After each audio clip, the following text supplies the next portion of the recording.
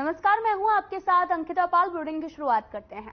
हिमाचल प्रदेश में आई आपदा के बाद में राहत और पुनर्वास का काम लगातार जारी है, लेकिन इसको लेकर सियासत भी थमने का नाम नहीं ले रही।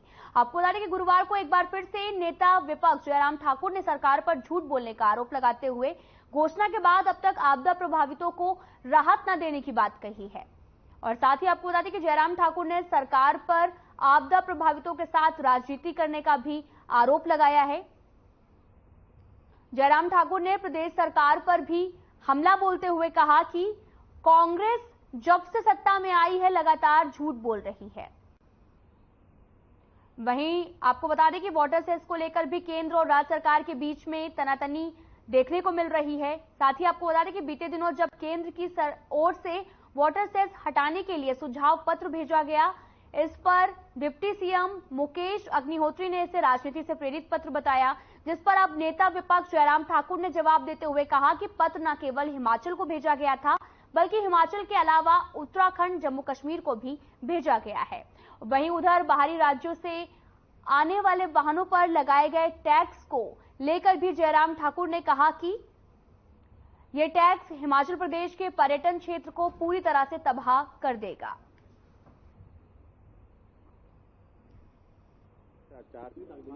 एक बात आपको मान के चलना पड़ा कि हिमाचल प्रदेश एक बहुत बड़ी टूरिज्म डेस्टिनेशन है इंटरनेशनल स्तर के इसमें, और जहां हिमाचल प्रदेश में हमको रोजगार के लिए अगर कोई जरिया अगर मिलता है नौजवानों के लिए, वो टूरिज्म सेक्टर एक है जो बहुत बड़ा उसमें कंट्रीब्यूट करता है, और आय का जरिया भी टूरिज्म बहुत बड़ा एक जरिया है हिमाचल प्रदेश के लिए। और उस सेक्टर में इस प्रकार की वो करना, जो खासतौर से जो गाड़ियों पर, बसों पर और दूसरी गाड़ियों पर जो टैक्सेस इम्पोज किए हैं, तो उसके कारण टूरिस्ट हिमाचल प्रदेश में आएंगे। देखिए, हमारा उसमें बड़ा स्पष्ट कहना है कि आपदा के दौरान जो प्रभावित परिवार हैं उनके साथ राजनीति नहीं होनी चाहिए, उनकी भावनाओं के साथ खिलवाड़ नहीं होना चाहिए, क्योंकि वो बहुत बड़ी मानसिक पीड़ा के दौर में से गुजर रहे हैं। किसी का परिवार का सदस्य चला गया, किसी का घर चला गया, किसी की जमीन चले गई, किसी की पशुशाला चले गई, पशु चले गए, तो बहुत बड़ा नुकसान उनको झेलना पड़ा है इस त्रासदी के दौरान। और ऊपर से सरकार ने घोषणा की कि हम हिमाचल प्रदेश में जितने भी ऐसे लोग हैं जिनका घर चला गया है, ग्रामीण क्षेत्र में उन लोगों को हम 5,000 रुपए प्रति माह के हिसाब से किराया देंगे, और इसके अतिरिक्त जो शहरी क्षेत्र है जिन लोगों का घर चला गया है उनको 10,000 रुपए किराया देंगे। हिमाचल प्रदेश में वाटर सेस के लिए कमीशन बना दिया, लाखों रुपए प्रति महीने के उसमें जो अपॉइंटमेंट की है उस पर खर्च हो रहा है, गाड़ियां चल रही हैं, कमीशन कॉन्स्टिट्यूट करके काम अभी तक कुछ किया नहीं है, लेकिन लाखों रुपए खर्च हो रहा है। तो ऐसे में मेरा यही कहना है कि इससे कोई लाभ नहीं हो पाया है। जिन राज्यों ने किया भी है उनको भी बहुत बड़ा कोई लाभ हुआ है ऐसा नहीं है, और वैसे भी मामला लिटिगेशन की दिशा में बढ़ा हुआ है। अब जो टैक्सी यूनियन है कि देखिए, जिस पार्टी का निर्माण भ्रष्टाचार, ग्रामीण विकास और पंचायती राज मंत्री अनिरुद्ध सिंह ने भी विपक्ष पर निशाना साधा। उन्होंने कहा कि विपक्ष का काम सिर्फ आरोप लगाना है। जयराम ठाकुर खुद 5 साल हेलीकॉप्टर में घूमते रहे हैं। और आपको बता दें कि आपदा में जिन जिन लोगों ने मुआवजे के लिए आवेदन किया उनको लगभग अभी तक 30 करोड़ रुपए प्रदेश सरकार पहली किश्त में आवंटित कर चुकी है, और आगे भी ये सहायता राशि आपदा से प्रभावित लोगों को देते रहेंगे। आपको बता दें कि जयराम ठाकुर गलत बयानबाजी कर जनता को गुमराह करने की कोशिश कर रहे हैं। वहीं उन्होंने जिला परिषद कैडर को भी लेकर कहा कि आज के समय में जिला परिषद के कर्मचारी ईमानदारी और मेहनत से अपना काम कर रहे हैं, और जो उनकी मांगे हैं उस पर सरकार सहानुभूतिपूर्वक काम कर रही है, और इस बारे में कर्मचारियों को किसी भी शिकायत का मौका नहीं दिया जा रहा है। साथ ही पंचायती राज मंत्री ने सीएम सुखविंदर सिंह सुक्खू के स्वास्थ्य को लेकर भी कहा कि डॉक्टर्स द्वारा मुख्यमंत्री को सभी आराम देने की सलाह दी जा रही है, और 2-3 दिन में उनको अस्पताल से छुट्टी भी मिल जाएगी। वे 1 सप्ताह के अंदर अपना काम भी शुरू कर देंगे। उन्होंने ये भी कहा कि खुद सीएम से मिलकर वापस शिमला लौटे हैं।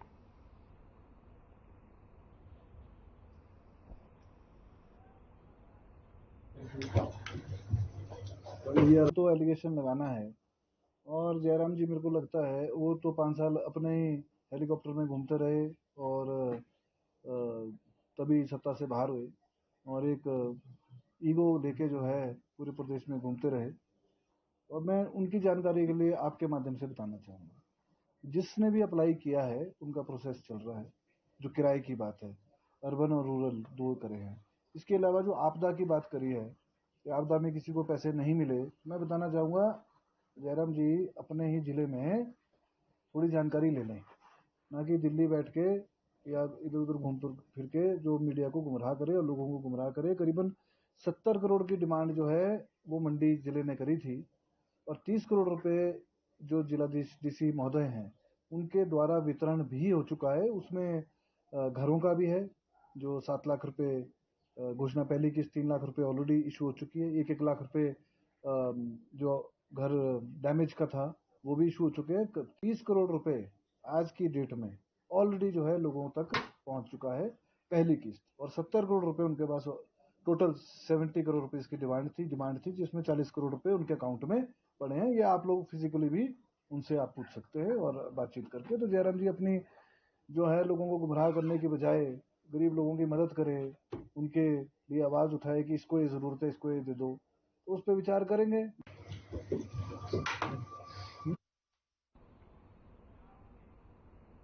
सोलन में पत्रकारों से बातचीत करते हुए सांसद सुरेश कश्यप ने प्रदेश सरकार पर जमकर हमला बोला है।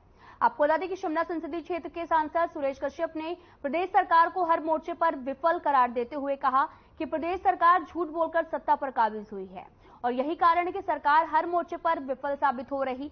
हमारे संवाददाता से बात करते हुए सांसद सुरेश कश्यप ने बताया कि कोरोना काल में लगाए गए ऑक्सीजन प्लांट आज भी बंद पड़े हैं। उन्होंने कहा कि स्वास्थ्य मंत्री को सोलन सहित प्रदेश के अस्पताल में ऑक्सीजन प्लांट जल्द से जल्द सुचारू रूप से करवाने चाहिए ताकि मरीजों को लाभ मिल सके। सांसद ने बताया कि 108 सर्विसेज भी हाफने लगी हैं। कांग्रेस की नाकामियों से जनता त्रस्त है। निश्चित तौर पर आगामी लोकसभा चुनाव में प्रदेश की सारी सीटें बीजेपी की झोली में होंगी।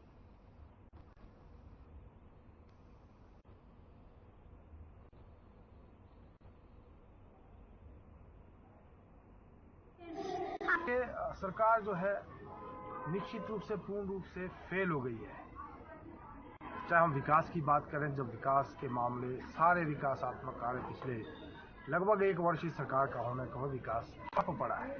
दूसरी ओर नगर निगम में जो मेयर और डिप्टी मेयर का चुनाव होने थे, ये सरकार उनको कराने में भी असफल रही है।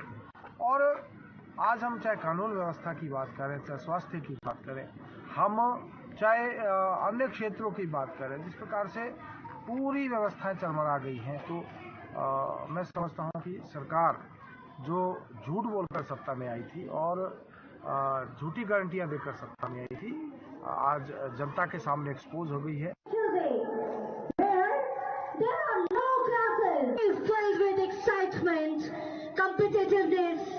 Indian politician and president of no learning, no exams. Today, where there are no classes, is filled with excitement, competitiveness.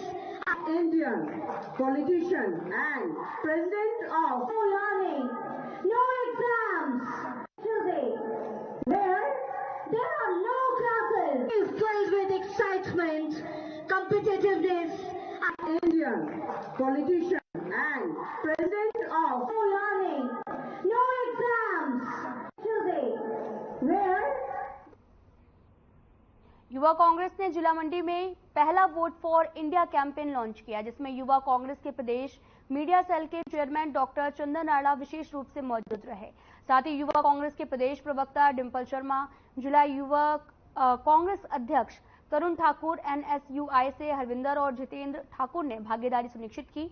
और इसके उपरांत उन्होंने पत्रकार वार्ता के दौरान मीडिया सेल्स के चेयरमैन डॉक्टर चंदन आड़ा से कहा कि युवा कांग्रेस का लक्ष्य प्रत्येक युवा साथी को कांग्रेस और इंडिया गठबंधन के साथ जोड़ना है। देश में जो भी युवा विरोधी, किसान विरोधी, महिला विरोधी, निजीकरण को बढ़ावा देने वाली गूंगी बहरी निरकुश तानाशाह सरकार बैठी है, उसकी गलत नीतियों को हर एक युवा साथी तक पहुंचाने का कार्य युवा कांग्रेस करेगी।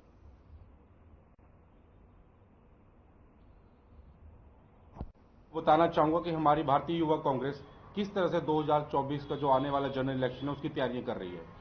अभी हमारे कुछ कैंपेन जो लगातार चल रहे हैं, जिसमें बूथ जोड़ो, यूथ जोड़ो, बूथ जोड़ो और सुपर शक्ति शील, जिसमें हमारे युवा साथी और खासकर विशेषकर मंडी के युवा क्रांतिकारी अध्यक्ष तरुण ठाकुर जी, हमारे प्रवक्ता डिम्पल शर्मा जी बड़े बखूबी उस यूथ जोड़ो बूथ जोड़ो कैंपेन को आके लेके जा रहे हैं। और इसके साथ ही एक और कैंपेन लॉन्च किया जा रहा है जिसका नाम है मेरा पहला वोट फॉर इंडिया, जिसके अंतर्गत हम भारतीय युवा कांग्रेस उस दिशा में कार्य करेगी जिसमें जो फर्स्ट टाइम वोटर है, जो फर्स्ट टाइम वोटर रजिस्टर कर रहे हैं, उनके अधिक से अधिक रजिस्ट्रेशन करवा के उन्हें वोटिंग के लिए मोटिवेट किया जा सके।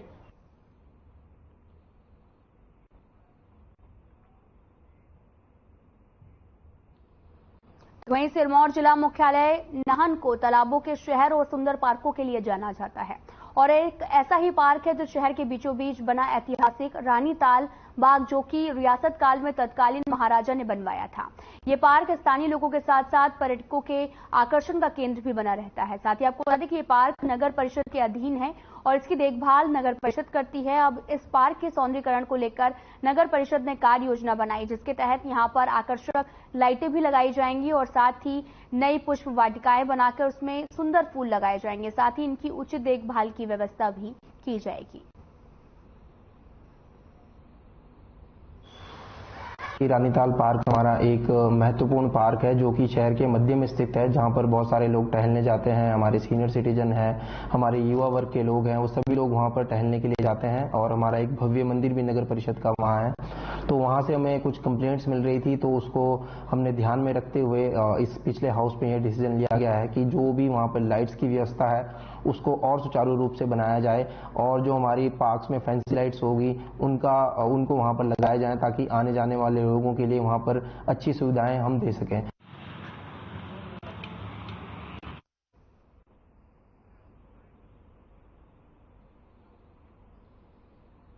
हिमाचल की बेटी ने तलवारबाजी में सिल्वर मेडल दिलाकर प्रदेश का नाम रोशन किया। आपको बता दें कि ज्योतिका दत्ता ने गोवा में हो रहे नेशनल गेम्स में तलवारबाजी में सिल्वर पदक जीता। साथ ही ज्योतिका दत्ता ने क्वार्टर फाइनल में भी हरियाणा और सेमीफाइनल में उन्होंने मणिपुर को हराया। आपको बता दें कि हिमाचल की बेटी राष्ट्रीय और अंतर्राष्ट्रीय मुकाबले में अब तक 30 मेडल जीत चुकी है। ज्योतिका अब तक 4 नेशनल गेम्स भी खेल चुकी है और 3 बार हिमाचल का प्रतिनिधित्व भी किया है।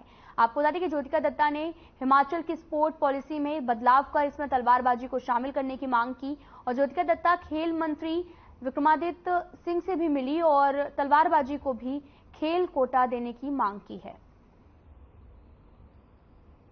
ये नेशनल गेम्स में मेडल फर्स्ट। मैं तलवारबाजी की खिलाड़ी हूँ, जिसको इंग्लिश में फेंसिंग कहा जाता है, और मैं हिमाचल रोहड़ू की रहने वाली हूँ, बनछुना गांव से।